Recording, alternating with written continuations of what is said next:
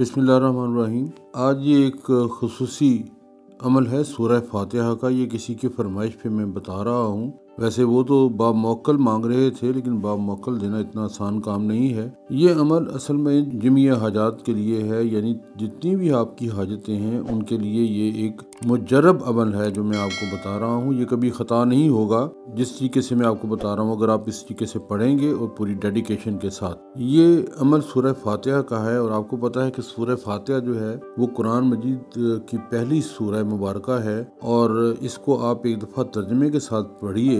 ये दुआ मांगने का एक बेहतरीन तरीका है जिसमें रब्बे कायनात ने खुद दुआ मांगने का तरीका बताया है, जिससे दुआ मांगी जाती है, जिससे हाजत तलब की जाती है ज़ाहिर अल्लाह ताला से।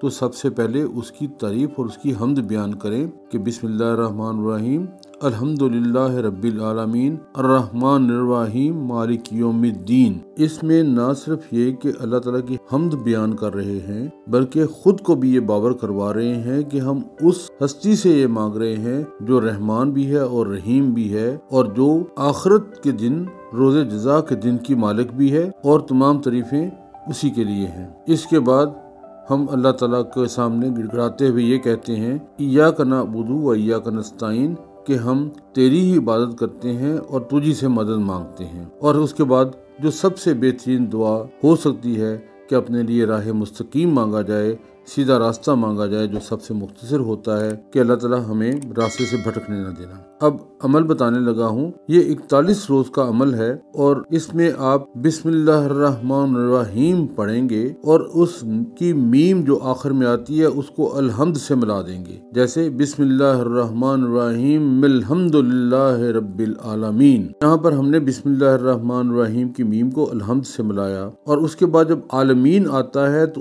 उसके नून को हमने अगली आयत के साथ जोड़ के मिला के पढ़ना है अर्रहमान के साथ। तो वो इस तरह होगा कि बिस्मिल्लाहिर्रहमानिर्रहीम अल्हम्दुलिल्लाहि रब्बिल आलमीन अर्रहमानिर्रहीम मालिक यौमिद्दीन इय्याका नअबुदु व इय्याका नस्तईन। अब जब इसमें आएंगे इय्याका नअबुदु व इय्याका नस्तईन तो ये 3 दफा आप दोहराएंगे ये है, और फिर पूरी बाकी की अलहम्द शरीफ को पूरा करेंगे। इहदिनस सिरातल मुस्तकीम सिरातल्लज़ीना अनअमता अलैहिम गैरिल मग़ज़ूबि अलैहिम वलद्दालीन।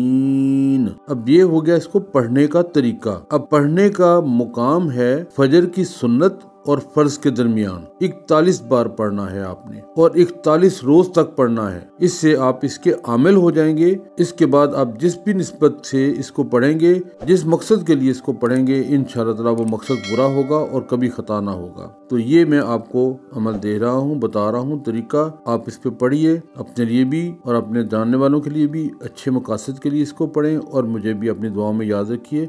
अल्लाह ताला आपका हम सबका हामी नासिर हो। अल्लाह हाफिज़।